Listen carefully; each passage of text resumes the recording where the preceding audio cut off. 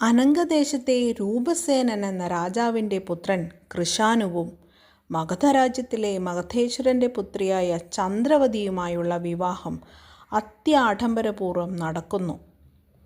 രാജകുമാരനും രാജകുമാരിയും 2 തത്തകളെ വളർത്തിയിരുന്നു. രാജകുമാരൻ ആൺതത്തയെയും കുമാരി പെൺതത്തയെയും. വിവാഹത്തിന് ശേഷം ഇരുവരും തൻ്റെ തത്തകളെ മണിയറയിൽ തന്നെ ഒരു കൂടുണ്ടാക്കി താമസിപ്പിച്ചു. അപ്പോൾ ആൺതത്ത പെൺതത്തയോട് വിവാഹ അഭ്യർത്ഥന നടത്തി. പുരുഷന്മാർ മുഴുവൻ ക്രൂരന്മാരും സ്നേഹമില്ലാത്തവരുമാണെന്ന് പെൺതത്ത പറയുകയും വിവാഹ അഭ്യർത്ഥന നിരസിക്കുകയും ചെയ്യുന്നു. രാജകുമാരൻ നിർബന്ധിച്ചുവെങ്കിലും പെൺതത്ത തൻ്റെ വിശ്വാസത്തിൽ തന്നെ ഉറച്ചു നിൽക്കുകയും അതിന് അടിസ്ഥാനമായി ഒരു കഥ പറയുകയും ചെയ്യുന്നു. ഇലാപുരി ദേശത്തെ മഹാധനൻ എന്ന വ്യാപാരിയുടെ പുത്രൻ സഗരൻ സകല ദുർഗുണങ്ങൾക്കും വിളനിലമായിരുന്നു. പൊന്നിൻ സൂചിയാണെങ്കിലും കണ്ണിൽ കുത്തിയാൽ കണ്ണു പൊട്ടുമെന്നാണല്ലോ പ്രമാണം. ഗത്യന്തരമില്ലാതെ അച്ഛനമ്മമാർ അവനെ വീട്ടിൽ നിന്ന് ഓടിച്ചു. പല ദിക്കുകളിലും അലഞ്ഞുതിരിഞ്ഞ് അവൻ ചന്ദ്രപുരി എന്ന ദേശത്തെത്തി. അവിടെ ഹേമഗുപ്തൻ എന്ന ധനാഢ്യനായൊരു വ്യാപാരി താമസിച്ചിരുന്നു. സഗരൻ അദ്ദേഹത്തെ സമീപിച്ച് ഒരു കള്ളക്കഥ പറഞ്ഞ് ആ വീട്ടിൽ താമസം ആരംഭിക്കുന്നു. സഗരനെ ഇഷ്ടപ്പെട്ട ഹേമഗുപ്തൻ തൻ്റെ മകളായ രത്നാവതിയെ വിവാഹം ചെയ്തു കൊടുക്കുന്നു. കുറേ ദിവസങ്ങൾക്ക് ശേഷം സഗരൻ തൻ്റെ അച്ഛനും അമ്മയെയും കാണുവാൻ സ്വദേശത്തേക്ക് പോകുവാൻ അനുവാദം ചോദിക്കുവാൻ രത്നാവതിയോട് പറയുന്നു. രത്നാവതിയുടെ അച്ഛനമ്മമാർ അനുവാദം കൊടുക്കുന്നു. ഭർതൃഗൃഹത്തിലേക്ക് ആദ്യമായി പോകുന്ന മകളെ സർവാഭരണ വിഭൂഷിതയാക്കി യാത്രയയക്കുന്നു. അങ്ങനെ രത്നാവതിയും അവളുടെ ഉറ്റ സഖിയായിരുന്ന ഒരു കന്യകയും സഗരനോടൊന്നിച്ച് യാത്ര പുറപ്പെട്ടു. യാത്രാമധ്യേ അവർക്ക് ഒരു വേശ്യാതെരുവ് കടന്നു പോകേണ്ടിയിരുന്നു. തൻ്റെ പഴയ സങ്കേതങ്ങളിലൊന്നായ ആ പുണ്യസ്ഥലം ദർശിച്ചതോടുകൂടി സഗരൻ്റെ മനസ്സിൽ പൂർവകാല സ്മരണകൾ ഉദിച്ചുപൊന്തി. വേശ്യകളുമായുള്ള മാദക സമ്പർക്കം, അതിൽ പരം ആനന്ദം എന്താണുള്ളത്? ഭാര്യയുടെ ശരീരത്തിലാണെങ്കിൽ എടുത്താൽ പൊങ്ങാത്തത്ര സ്വർണ്ണാഭരണങ്ങളും. അവൻ്റെ പാഷാണ ഹൃദയത്തിൽ കരാളമായ പൗശാചിക ചിന്തകൾ തിങ്ങി നിറഞ്ഞു. അങ്ങനെ നടന്ന് അവർ ഒരു കുറ്റിക്കാടിന് സമീപമെത്തി. സഗരൻ തൻ്റെ ഭാര്യയെ അരികിൽ വിളിച്ച് രഹസ്യമായി പറഞ്ഞു, ഇത് വലിയ അപകടങ്ങൾ നിറഞ്ഞൊരു സ്ഥലമാണ്. ഭീകര കൊള്ളക്കാർ, കൂട്ടായ്മ കവർച്ചക്കാർ മുതലായവരെല്ലാം ഉണ്ട്. ഭവതി, ഒരു കാര്യം ചെയ്യാം. ആ ആഭരണങ്ങളെല്ലാം അഴിച്ച് എന്നെ ഏൽപ്പിക്കുക. ഞാൻ ഭദ്രമായി സൂക്ഷിച്ചു കൊള്ളാം. വീട്ടിലെത്തിയാലുടൻ ഞാൻ അവ ഭവതിയെ തിരികെ ഏൽപ്പിക്കുകയും ചെയ്യാം. നിഷ്കളങ്കയായ യുവതി. പ്രാണപ്രിയൻ തൻ്റെ ജീവൻ തന്നെ ആവശ്യപ്പെട്ടിരുന്നാൽ അവൾ തൽക്ഷണം സ്വന്തം ശിരസ് വെട്ടി അയാൾക്ക് പാദകാണിക്ക സമർപ്പിക്കുമായിരുന്നു. യാതൊരു സംശയവും കൂടാതെ അവൾ തൻ്റെ സർവ്വ ആഭരണങ്ങളും അഴിച്ച് ഒരു പൊതിയാക്കി അയാളെ ഏൽപ്പിച്ചു. തൻ്റെ ഇംഗിതം സാധിച്ചു കഴിഞ്ഞ ഉടൻ ആ ദുഷ്ടൻ പരിചാരികയുടെ കളത്തിൽ ഞെരിച്ച് അവളെ കൊന്ന് അടുത്തു കണ്ട ഒരു പാഴ്കിണറ്റിൽ വലിച്ചെറിഞ്ഞു. അനന്തരം തൻ്റെ പത്നിയെയും അതേ കിണറ്റിലേക്ക് തള്ളിയിട്ട ശേഷം അവൻ അവിടെ നിന്ന് വേശ്യാഗൃഹങ്ങൾ തേടി പോവുകയും ചെയ്തു. ഈ സമയം ആ വഴി വന്ന ഒരു യാത്രക്കാരൻ പാഴ്കിണറ്റിൽ നിന്ന് ഉയർന്ന ആർത്തനാദം കേട്ട് തൽക്ഷണം കിണറ്റിന് സമീപത്തേക്ക് പാഞ്ഞു. ഒരു യുവതി അതിനുള്ളിൽ ആസന്ന മരണയായി കിടന്ന് പിടയുന്നതും അടുത്ത് വേറൊരു യുവതിയുടെ മൃതശരീരം കിടക്കുന്നതും കണ്ട് അയാളുടെ മനസ്സ് അതീവ തരളമായി തീർന്നു. സ്വജീവൻ പോലും അവഗണിച്ച് അയാൾ തൽക്ഷണം കിണറ്റിലേക്ക് ചാടി. അപ്പോഴും ജീവൻ മരണ സമരം നടത്തിക്കൊണ്ടിരുന്ന യുവതിയെ പൊക്കിയെടുത്തു കരയ്ക്ക് കൊണ്ടുവന്നു. അയാൾ കൊടിയ സംഭ്രമത്തോടുകൂടി ചോദിച്ചു, കുഞ്ഞേ, നീ ഏതാ? എങ്ങനെ ഈ പാഴ്കിണറ്റിൽ വീണു? യുവതി രോദനം നിർത്തി പറഞ്ഞു. ഹേമഗുപ്തൻ എന്ന വ്യാപാരിയുടെ മകളാണ് ഞാനും എൻ്റെ ഭർത്താവും കൂടി അദ്ദേഹത്തിൻ്റെ വീട്ടിലേക്ക് പോവുകയായിരുന്നു. വഴിമധ്യേ ഏതാനും കൊള്ളക്കാർ ഞങ്ങളെ ആക്രമിച്ചു. അവർ എൻ്റെ പരിചാരികയെ കിണറ്റിൽ തള്ളിയിട്ട് കൊന്നു. അനന്തരം എൻ്റെ സർവ്വ ആഭരണങ്ങളും അപഹരിച്ച ശേഷം എൻ്റെ ഭർത്താവിനെ വരിഞ്ഞു കെട്ടി കൊണ്ടുപോവുകയും ചെയ്തു. കുഞ്ഞേ, ദൈവത്തിൻ്റെ കാരുണ്യം കൊണ്ട് മാത്രം നീ രക്ഷപ്പെട്ടു. ഈ സ്ഥലങ്ങളിലെ കവർച്ചക്കാർ അത്രയ്ക്ക് ഭയങ്കരന്മാരാണ്. ഹേമഗുപ്തനെ എനിക്ക് നല്ല പരിചയമാണ്. ഞാൻ നിന്നെ സുരക്ഷിതമായി അദ്ദേഹത്തിൻ്റെ വീട്ടിൽ കൊണ്ടുപോയി വിടുന്നുണ്ട്. എന്നോടുകൂടി പോരുക.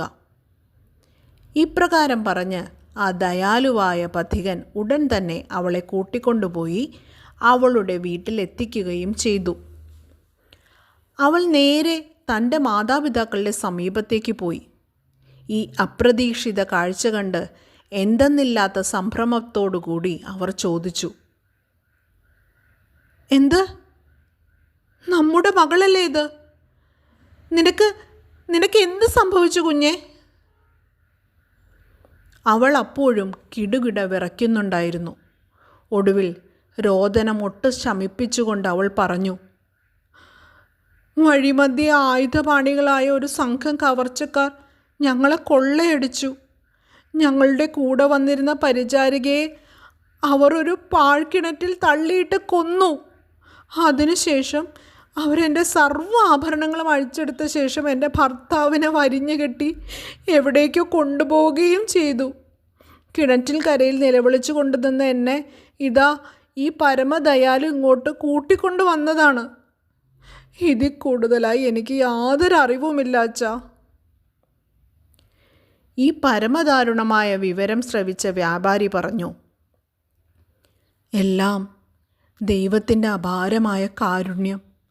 മകളെ, നീ ഒന്നുകൊണ്ടും വ്യാകുലപ്പെടാതിരിക്കുക. നിന്റെ ഭർത്താവിനെ നമുക്ക് എങ്ങനെയും കണ്ടുപിടിക്കാം. എന്തെന്നാൽ കവർച്ച സംഘക്കാർ സാധാരണയായി പണവും സ്വർണവും മാത്രമേ അപഹരിക്കുകയുള്ളൂ.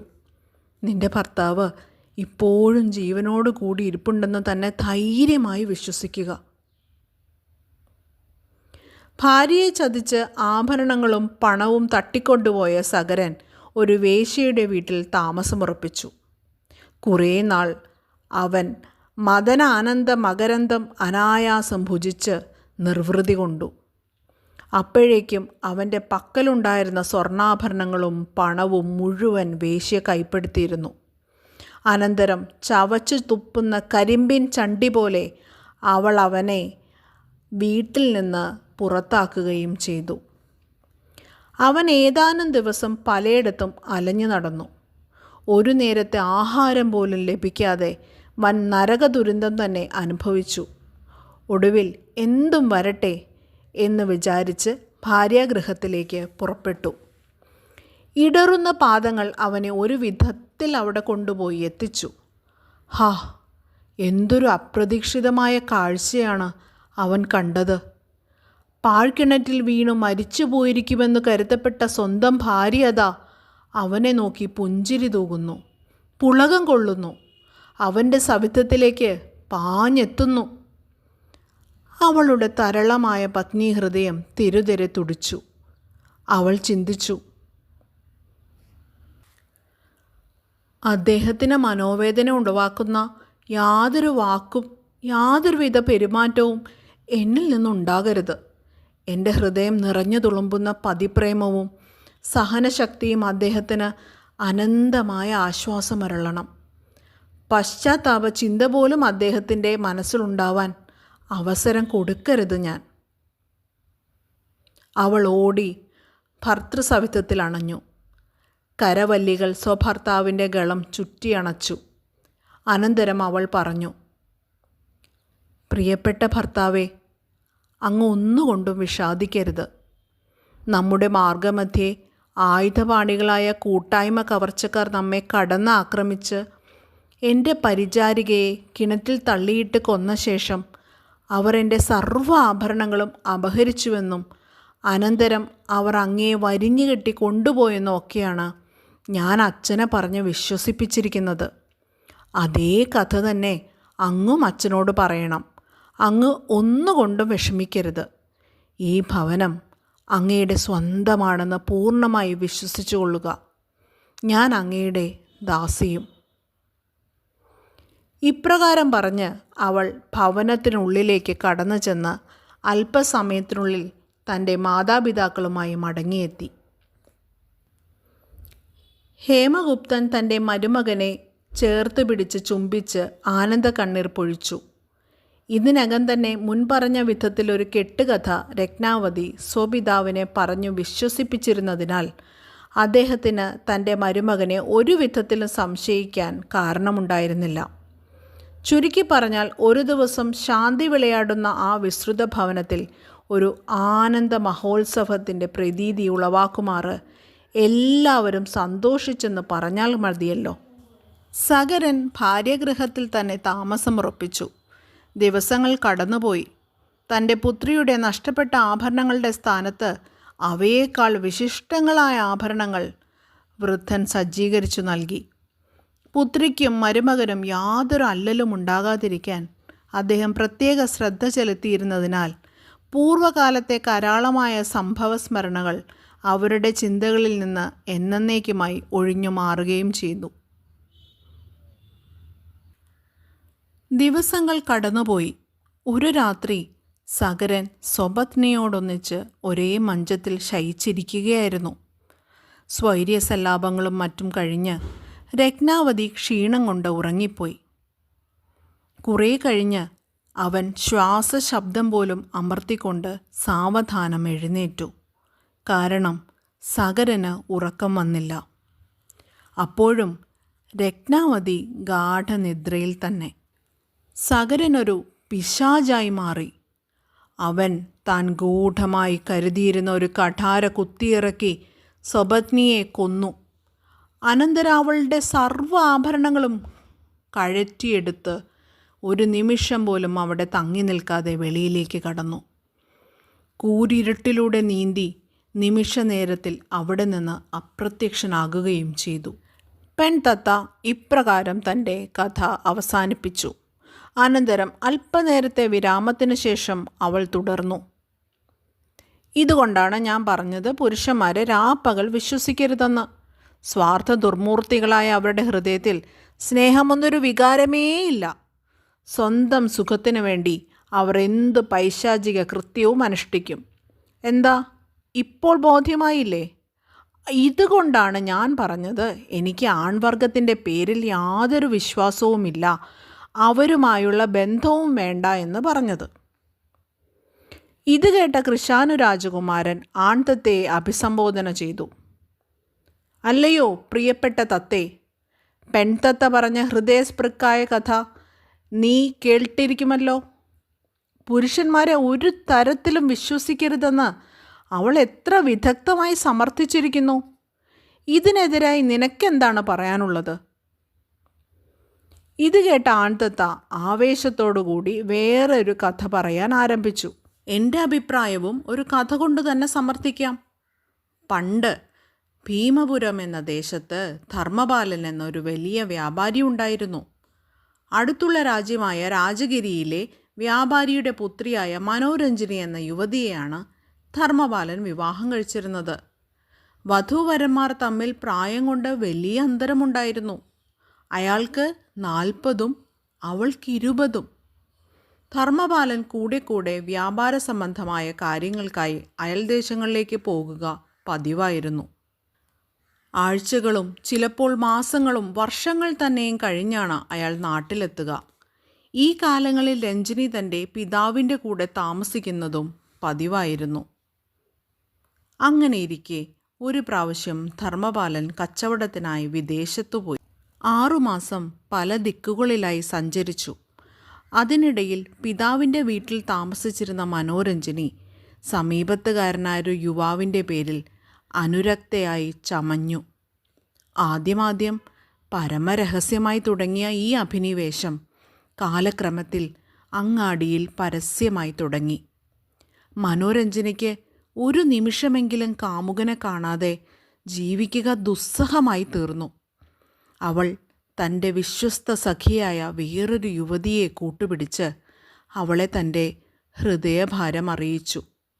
ഏതു വിധേനയും പ്രസ്തുത യുവാവിനെ തൻ്റെ വീട്ടിലേക്ക് രഹസ്യമായി കൂട്ടിക്കൊണ്ടുവരുന്ന കാര്യം സഖി ഏറ്റു. അതനുസരിച്ച് മനോരഞ്ജനിയുടെ ദൗത്യവും വഹിച്ചുകൊണ്ട് സഖി രഹസ്യമായി യുവാവിൻ്റെ വസതിയിലെത്തി അവളുടെ ആഗ്രഹം അറിയിച്ചു. അവൻ ഏറ്റവും ആഹ്ലാദചിത്തനായി തീർന്നു. ഞാൻ തീർച്ചയായും ഇന്ന് രാത്രി അവിടെ എത്തിക്കൊള്ളാം. അപകടമൊന്നുമില്ലല്ലോ? അപകടമോ? അപകടമുണ്ടാകുന്നെങ്കിൽ അത് എനിക്കല്ലേ? അങ്ങ് ധൈര്യമായി വരിക. ഞാൻ സർവ്വ ഒരുക്കങ്ങളും പരമരഹസ്യമായി നിർവഹിച്ചിരിക്കും. അയാളുടെ സമ്മതം ലഭിച്ച ഉടൻ തന്നെ സഖി നേരെ മനോരഞ്ജനിയുടെ സമീപത്ത് സകല വിവരങ്ങളും അറിയിച്ചു.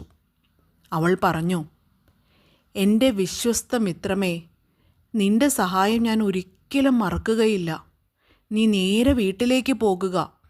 അദ്ദേഹം വന്നു ചേർന്നാലുടൻ എന്നെ അറിയിക്കുക. തൽക്ഷണം ഞാൻ രഹസ്യമായി അവിടെ എത്തിക്കൊള്ളാം. വ്യവസ്ഥയനുസരിച്ച് തക്ക സമയത്ത് തന്നെ യുവാവ് സഖിയുടെ വീട്ടിൽ വന്നു ചേർന്നു. അവൾ അവനെ സൽക്കരിച്ച് വീട്ടിനുള്ളിൽ ഒരു ഭാഗത്ത് രഹസ്യമായി ഇരുത്തിയ ശേഷം നേരെ മനോരഞ്ജനിയുടെ വീട്ടിലേക്ക് പോയി. നിന്റെ കാമുകൻ എത്തിച്ചേർന്നിരിക്കുന്നു സഖി, ഉടൻ എന്നോടൊന്നിച്ച് വരിക.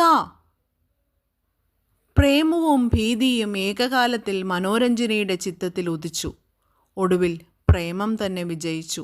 മനോരഞ്ജനി പറഞ്ഞു, അല്പസമയം ക്ഷമിക്കുക. വീട്ടിലുള്ളവരെല്ലാം ഉറങ്ങിക്കൊള്ളട്ടെ. അങ്ങനെ സമയം ഏകദേശം അർദ്ധരാത്രിയോടടുത്തപ്പോൾ അവർ രണ്ടുപേരും കൂടി അവിടെ നിന്നിറങ്ങി ദൂതിയുടെ വീട്ടിലേക്ക് തിരിച്ചു. പ്രേമചിന്ത കൊണ്ട് സാഹസികനായി തീർന്ന യുവാവിൻ്റെ ആഹ്ലാദം പറയാതെ വയ്യ. യാതൊരു പ്രതിബന്ധവും കൂടാതെ ആ കാമുകന്മാർ അവിശ്വസ്ത ദൂതിയുടെ ഭവനത്തിൽ സമ്മേളിച്ച് പ്രേമലീലകളാടി. ഏകദേശം പുലരാൻ 2 മണിക്കൂറുള്ളപ്പോൾ മനോരഞ്ജനി തൻ്റെ വീട്ടിലേക്കും അവളുടെ കാമുകൻ അവൻ്റെ സങ്കേതത്തിലേക്കും മടങ്ങുകയും ചെയ്തു. ഇങ്ങനെ ഏതാനും ദിവസങ്ങൾ മാദകാനന്ദപ്രദമായി കഴിഞ്ഞുകൂടി. ഒടുവിൽ ഒരു ദിവസം വ്യാപാര സംബന്ധമായി വിദേശത്ത് പോയിരുന്ന ധർമ്മപാലൻ മടങ്ങിയെത്തി. അന്നു രാത്രി തന്നെ അയാൾ ഭാര്യയെ വിളിച്ചുകൊണ്ടുവരുവാനായി അവളുടെ വീട്ടിലേക്ക് പോയി. ഭർത്താവിനെ കണ്ട മാത്രയിൽ അസ്വസ്ഥ ചിത്തയായി തീർന്ന മനോരഞ്ജനി തൻ്റെ സഖിയോട് പറഞ്ഞു, ഇത്രയും കാലം ഞാൻ പരമാനന്ദം അനുഭവിച്ചു. എൻ്റെ സർവ്വ സൗഭാഗ്യങ്ങളും ഇന്നുകൊണ്ട് അവസാനിക്കുകയാണ് സഖി. ഞാൻ ഇനി എന്തു ചെയ്യും? പകൽ സമയം അവൾ ഒരു വിധത്തിൽ തള്ളി നീക്കി. രാത്രിയായി. ആഗതൻ അത്താഴം കഴിഞ്ഞപ്പോൾ മനോരഞ്ജനിയുടെ മാതാവ് അയാൾക്ക് രാത്രി കഴിക്കാൻ വേണ്ടി പ്രധാന കെട്ടിടത്തിനോടനുബന്ധിച്ചുള്ള ഒരു പ്രത്യേക അറയിൽ ശയനോപകരണങ്ങൾ ഒരുക്കി. അനന്തരം അവൾ സൗമിത്രിയെ അരികിൽ വിളിച്ച് വാത്സല്യപൂർവ്വം അവളുടെ ശിരസിൽ തലോടിക്കൊണ്ട് പറഞ്ഞു, അതാ നിങ്ങൾക്ക് ഉറക്കത്തിനുള്ള എല്ലാം ചെയ്തിട്ടുണ്ട്. അദ്ദേഹം അവിടെ ഇരിക്കുന്നു. നീ അങ്ങോട്ട് ചെന്ന് അദ്ദേഹത്തിന് വേണ്ട ശുശ്രൂഷകൾ ചെയ്യുക. പക്ഷേ തികച്ചും അപ്രതീക്ഷിതമായി മനോരഞ്ജനി മുഖം വീർപ്പിച്ചു. ഈ കാഴ്ച കണ്ട് മാതാവ് ദേഷ്യപ്പെട്ട് അവളെ ഒരു വിധത്തിൽ ഭർത്തൃസവിധത്തിലേക്ക് തള്ളിവിട്ടു. ഗത്യന്തരമില്ലാതെ അവൾ ഭർത്താവിൻ്റെ സവിധത്തിലേക്ക് പോയി. വളരെ കാലത്തെ വിരഹം മൂലമുള്ള ആവേശത്തോടുകൂടി അയാൾ അവളെ കടന്നു പിടിച്ച് തൻ്റെ മണിമഞ്ചത്തിൽ തന്നെ കിടത്തി. പക്ഷേ തികച്ചും അപ്രതീക്ഷിതമായി അവൾ ചുണ്ടിയെടുത്ത് മറുവശം തിരിഞ്ഞു കിടക്കുകയാണ് ചെയ്തത്. പ്രേമവചനങ്ങൾ കൊണ്ടും ലാളന കൊണ്ടും അവളെ വശത്താക്കാനുള്ള അയാളുടെ പരിശ്രമങ്ങളും പരാജയപ്പെട്ടു. താൻ വിദേശത്തു നിന്നും കൊണ്ടുവന്നിരുന്ന അമൂല്യങ്ങളായ ആഭരണങ്ങൾ, വസ്ത്രവിശേഷങ്ങൾ മുതലായവ അവളുടെ മുമ്പിൽ വാരി വിതറി. അയാൾ അവളെ കൂടുതൽ താലോലിക്കാൻ ശ്രമിക്കും തോറും അവളുടെ ഹൃദയത്തിൽ അസഹ്യതയും ഈർഷ്യയും വർദ്ധിക്കുകയാണ് ചെയ്തത്. കുറേയേറെ സമയം ഇങ്ങനെ കഴിഞ്ഞു. യാത്രാക്ഷീണം കൊണ്ട് അയാൾ ഒടുവിൽ ഉറങ്ങിപ്പോവുകയും ചെയ്തു. പക്ഷേ അവൾക്ക് അന്നത്ര രാത്രി നിദ്രാരഹിതമായ കാളരാത്രി തന്നെയായിരുന്നു. തൻ്റെ കാമുകനെ പറ്റിയുള്ള ചിന്ത അവളുടെ ചിത്തത്തിൽ നിറഞ്ഞു നിന്നു.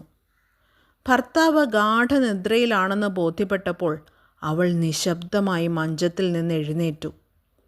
ആ രാത്രിയിൽ ഏകയായി സ്വകാമുകൻ്റെ വസതിയിലേക്ക് നടന്നു. വഴിമധ്യേ ഒരു ചോരൻ അവളെ കണ്ടു. നല്ല യൗവനത്തിലുള്ള ഈ യുവതി ഈ അർദ്ധരാത്രി കഴിഞ്ഞിരിക്കുന്ന സമയം ഒറ്റയ്ക്ക് എവിടെ പോകുകയായിരിക്കും? ഇപ്രകാരം ചിന്തിച്ചുകൊണ്ട് അവൻ അവളെ ഗൂഢമായി പിന്തുടർന്നു. കുറേ ദൂരം പോയപ്പോൾ അവൾ കാമുകൻ്റെ വീട്ടിലേക്ക് കയറുന്നത് കണ്ട് അവൻ ഒരു ഗൂഢസ്ഥലത്ത് ഒളിച്ച് സംഭവങ്ങൾ വീക്ഷിച്ചിരിപ്പായി.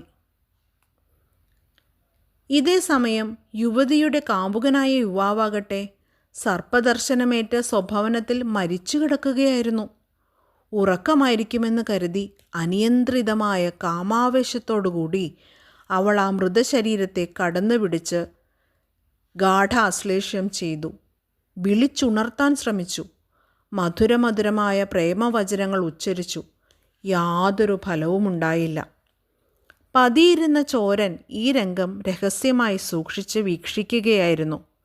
അതേസമയം ഒരു അരയാൽ വൃക്ഷക്കൊമ്പിലിരുന്ന ഒരു ദുർഭൂതത്തിൻ്റെ ദൃഷ്ടികളും ആ രംഗത്ത് പതിഞ്ഞു.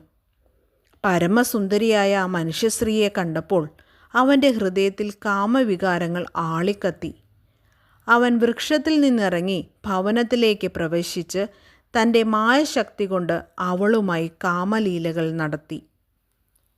അവൻ്റെ പൈശാചികമായ കാമപരാക്രമണങ്ങളിൽ നിന്ന് രക്ഷപ്പെടാൻ വേണ്ടി അവൻ്റെ ഉരുക്കുഹസ്തങ്ങളിൽ കിടന്നു പിടഞ്ഞ യുവതിയുടെ മൂക്ക് അവൻ കടിച്ചെടുത്തു. അനന്തരം യാതൊരു പശ്ചാത്താപ വികാരവും കൂടാതെ അവൻ അവിടെ നിന്ന് മായശക്തിയാൽ അപ്രത്യക്ഷനാകുകയും ചെയ്തു. ഈ രംഗങ്ങൾ മുഴുവൻ വീക്ഷിച്ചു കൊണ്ടിരുന്ന ചോരൻ കൊടും ഭീതിയോടുകൂടി പാത്തും പതുങ്ങിയും അവിടെ നിന്ന് കടന്നു. ഇതേ സമയം മൂക്ക് നഷ്ടപ്പെട്ട മനോരഞ്ജിനി കടും നിണമൊലിക്കുന്ന നാസദ്വാരവുമായി സഖിയുടെ വീട്ടിലേക്ക് പോയി അവളെ എല്ലാ വിവരങ്ങളും അറിയിച്ചു. സഖി അവളെ കഴിവത് ആശ്വസിപ്പിച്ച ശേഷം ഇപ്രകാരം ഉപദേശിച്ചു. വന്നത് വന്നു, ഇനി ദുഃഖിച്ചിട്ട് ഫലമില്ലല്ലോ. സഖി, ഒരു കാര്യം ചെയ്യുക. സമയം അർദ്ധരാത്രി കഴിഞ്ഞതല്ലേ ഉള്ളൂ. ഉടൻ തന്നെ ഭർത്താവിൻ്റെ സമീപത്തെത്തി ഉച്ചത്തിൽ നിലവിളിക്കണം. കഠിന വേദന ഭാവിക്കണം. ചോദിക്കുന്നവരോടെല്ലാം നിന്റെ ഭർത്താവ് നിന്റെ മൂക്ക് കടിച്ചെടുത്ത് കളഞ്ഞെന്ന് പറഞ്ഞ് മാറത്തടിക്കണം. ഞാൻ നോക്കിയതിൽ നിനക്ക് അപമാനത്തിൽ നിന്ന് രക്ഷപ്പെടാൻ ഈ മാർഗമേ കാണുന്നുള്ളൂ. സഖിയുടെ ഉപദേശം ശിരസാവഹിച്ചുകൊണ്ട് അവൾ നേരെ ഭർത്താവിൻ്റെ അടുത്തേക്ക് പോയി. അത്യുച്ചത്തിൽ നിലവിളിക്കാനും മാറത്തടിക്കാനും തുടങ്ങി. അതിൻ്റെ കാരണം എന്തെന്നറിയാതെ അവളുടെ മാതാപിതാക്കളും അയൽക്കാരും പാഞ്ഞെത്തി. അവരോടെല്ലാം അവൾ സഖി നിർദ്ദേശിച്ചു കൊടുത്ത അതേ കഥ തന്നെ പറഞ്ഞു. കാണികളെല്ലാം ഭർത്താവിനെ നിഷ്കരുണം നേരിട്ടു. മഹാഭാബി, നിനക്ക് എങ്ങനെ തോന്നി ആ പൊന്നോമന കുഞ്ഞിൻ്റെ മൂക്ക് കടിച്ചെടുക്കാൻ? നിന്നെ ജീവന് തുല്യം സ്നേഹിച്ച ധർമ്മപത്നിയെ ഇങ്ങനെ കടിച്ചു കൊല്ലാൻ നിനക്ക് എങ്ങനെ മനസ്സ് വന്നു? നീ മനുഷ്യനോ, പിശാചോ, രാക്ഷസനോ? രാക്ഷസൻ പോലും ഇങ്ങനെ ഉറങ്ങിക്കിടക്കുന്ന സ്വന്തം ഭാര്യയുടെ മൂക്ക് കടിച്ച് രക്തം മൂറ്റിക്കുടിക്കുകയില്ലല്ലോ ദുഷ്ടാ, ദ്രോഹി, മഹാപാപി. ഇതിനകം യുവതിയുടെ പിതാവ് ആളയച്ച് നഗരന്യായാധിപനെ വിവരമറിയിച്ചു. ന്യായാധിപൻ തൻ്റെ കിങ്കരന്മാരുമായി പാഞ്ഞെത്തി സംഭവ വിവരങ്ങൾ ചോദിച്ചറിഞ്ഞു. പ്രതിയായ ധർമ്മപാലനെ ബന്ധസ്ഥനാക്കുകയും ചെയ്തു. ന്യായാധിപൻ പ്രതിയെ രാജാവിൻ്റെ മുമ്പിൽ ഹാജരാക്കി. തനിക്ക് കിട്ടിയിടത്തോളം വിവരങ്ങൾ രാജസന്നിധിയിൽ ഉണർത്തിച്ചു. രാജാവ് പ്രതിയായ ധർമ്മപാലനോട് ചോദിച്ച ചോദ്യങ്ങൾക്ക് യാതൊരു മറുപടിയും പറയാനാവാതെ അയാൾ മൗനം അവലംബിച്ചു. മനോരഞ്ജിനിയുടെ മൊഴി അവളുടെ തോഴി ഉപദേശിച്ചു കൊടുത്ത പ്രകാരം തന്നെയായിരുന്നു. രാജാവ് ധർമ്മപാലനോട് ഗൗരവസ്വരത്തിൽ ചോദിച്ചു, നിന്റെ പേരിലുള്ള കുറ്റത്തിൻ്റെ ഗൗരവം നീ മനസ്സിലാക്കിയിരിക്കുമല്ലോ? അതിനു നീ യാതൊരു സമാധാനവും ബോധിപ്പിച്ചിട്ടുമില്ല. കുറ്റം തെളിഞ്ഞിരിക്കുകയും ചെയ്യുന്നു. ഇതിനു നിനക്ക് എന്ത് ശിക്ഷയാണ് നൽകേണ്ടത്? എല്ലാം പൊന്നു തിരുമേനിയുടെ ഹിതം. ഇത്രമാത്രം പറഞ്ഞ് അയാൾ അങ്ങനെ നിന്നതേയുള്ളൂ. ശരി, നിന്നെ തീ പൊള്ളിച്ചു വധിക്കുവാൻ ഞാൻ ആജ്ഞാപിച്ചിരിക്കുന്നു. ഇപ്രകാരം രാജാവ് വിധി പ്രസ്താവിച്ചു. വിധി കേട്ട താമസം കാണികളുടെ കൂട്ടത്തിൽ നിന്ന് ആ ദാരുണ കൃത്യങ്ങൾക്കെല്ലാം ദൃക്സാക്ഷിയായിരുന്ന ചോരൻ ധൈര്യം അവലംബിച്ച് മുന്നോട്ട് വന്നു. ചോരനായിരുന്നെങ്കിലും ഒരു നിരപരാധി മരണശിക്ഷ അനുഭവിക്കുന്നത് അവന് സഹിക്കാവുന്നതിലും കൂടുതലായിരുന്നു. അവൻ രാജാവിൻ്റെ മുമ്പിൽ സാഷ്ടാംഗ പ്രണാമം ചെയ്തുകൊണ്ട് പറഞ്ഞു, പൊന്നു തിരുമേനി, അടിയന് മാപ്പ് തന്നാലും. അടിയൻ ഇതുവരെ ഒരു ചോരനായിരുന്നു. പക്ഷേ അടിയൻ ഇന്നു മുതൽ ചോരവൃത്തി നിശേഷം നിർത്തിയിരിക്കുന്നു.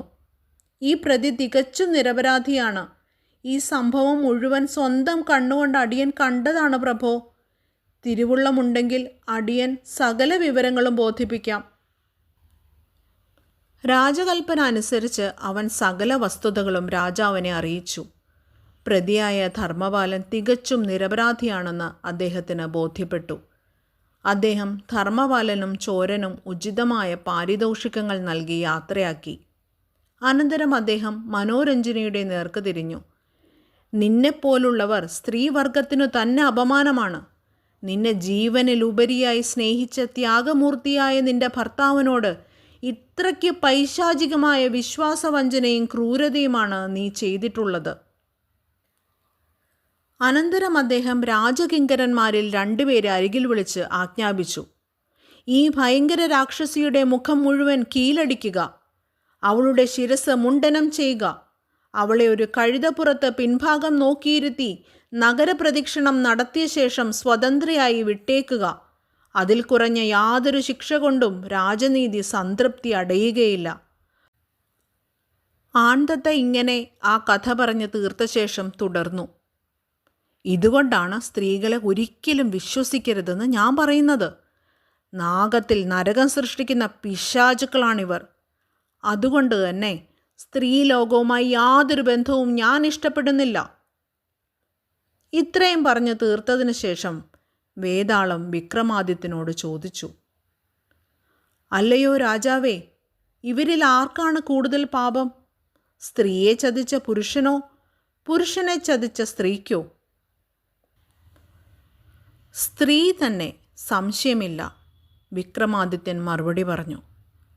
എന്തുകൊണ്ട്? ഒരു പുരുഷൻ ധാർമ്മികമായി എത്രമാത്രം അധപതിച്ചാലും നന്മയുടെ ഒരു അംശമെങ്കിലും അവനിൽ അവശേഷിക്കും. ഒരു സ്ത്രീയാകട്ടെ അപ്രകാരമുള്ള ധർമാധർമ്മ ചിന്തകൾ യാതൊന്നും ബാധിക്കുകയില്ല. അതുകൊണ്ടാണ് ഞാൻ പറഞ്ഞത് സ്ത്രീയാണ് കൂടുതൽ പാപിഷ്ഠയ എന്ന്.